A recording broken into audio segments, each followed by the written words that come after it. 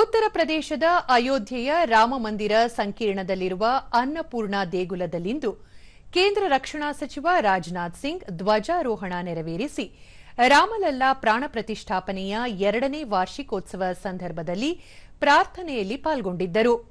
ಈ ವೇಳೆ ಉತ್ತರ ಪ್ರದೇಶ ಮುಖ್ಯಮಂತ್ರಿ ಯೋಗಿ ಆದಿತ್ಯನಾಥ್ ಸೇರಿದಂತೆ ಹಲವರು ಉಪಸ್ಥಿತರಿದ್ದರು. ರಾಮಮಂದಿರ ಸಂಕೀರ್ಣದಲ್ಲಿರುವ 7 ದೇವಾಲಯಗಳಲ್ಲಿ ಅನ್ನಪೂರ್ಣ ದೇಗುಲವೂ ಒಂದಾಗಿದ್ದು, ಕಳೆದ ತಿಂಗಳ 25ರಂದು ಪ್ರಧಾನಿ ನರೇಂದ್ರ ಮೋದಿ ರಾಮಮಂದಿರದ ಮೇಲೆ ಕೇಸರಿ ಧ್ವಜ ಹಾರಿಸಿ ದೇಗುಲ ನಿರ್ಮಾಣದ ಔಪಚಾರಿಕ ಪೂರ್ಣಗೊಂಡಿದೆ ಎಂಬುದನ್ನು ಸಾಕ್ಷೀಕರಿಸಿದ್ದರು. ರಾಮಮಂದಿರ ಸಂಕೀರ್ಣ ತಲುಪುವ ಮೊದಲು ರಾಜನಾಥ್ ಸಿಂಗ್, ಆದಿತ್ಯನಾಥ್ ಹನುಮಾನ್ ಘಡಿ ದೇವಾಲಯದಲ್ಲಿ ಪ್ರಾರ್ಥನೆ ಸಲ್ಲಿಸಿದರು.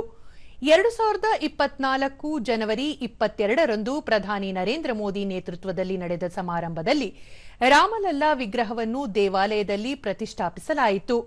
2ನೇ ವಾರ್ಷಿಕೋತ್ಸವದ ಹಿನ್ನೆಲೆಯಲ್ಲಿ ಭಾರೀ ಸಂಖ್ಯೆಯ ಭಕ್ತರಿಂದ ತುಂಬಿ ಹೋಗಿದ್ದು, ಪ್ರತಿಷ್ಠಾಪನಾ ದ್ವಾದಶಿಯ ಸಂದರ್ಭದಲ್ಲಿ ಯಾಗ, ಹವನ ಹಾಗೂ ಪೂಜೆಗಳು ನಡೆಯುತ್ತಿವೆ.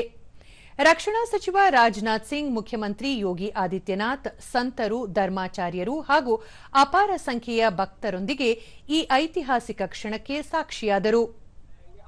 लेके आ रहे हैं तो उनके लिए निश्चित पार्किंग की गई है। ये उनको गाड़ी लेकर कहीं अंदर भीड़ वाले इलाके में न जाने पाए। यहाँ पर दर्शन करने के लिए वो चाहे हनुमानगढ़ी जा रहे हैं, कलम भवन जा रहे हैं, प्रभु श्री राम के मंदिर आ रहे हैं। यहाँ पर उनको पर्याप्त ಈ ಸಂದರ್ಭದಲ್ಲಿ ಆಯೋಜಿಸಲಾದ ಕಾರ್ಯಕ್ರಮದಲ್ಲಿ ಮಾತನಾಡಿದ ರಾಜನಾಥ್ ಸಿಂಗ್, ರಾಮಲಲ್ಲಾ ಪ್ರಾಣ ಪ್ರತಿಷ್ಠಾಪನೆಯ 2ನೇ ವಾರ್ಷಿಕೋತ್ಸವದಲ್ಲಿ ಪಾಲ್ಗೊಂಡಿರುವುದು ತಮ್ಮ ಜೀವನದ ಅಮೂಲ್ಯ ಕ್ಷಣವಾಗಿದೆ ಎಂದು ಬಣ್ಣಿಸಿದರು. आज मुझे क्या नहीं मिल गया, यह दिन पाकर मैं मानता हूं कि सब कुछ मुझे मिल गया। ऐसा लग रहा है जैसे मेरे राघवेंद्र सरकार ने स्वयं इस दिन के लिए मुझे चुना था, इसलिए मुझे यहां आने का अवसर प्राप्त हुआ।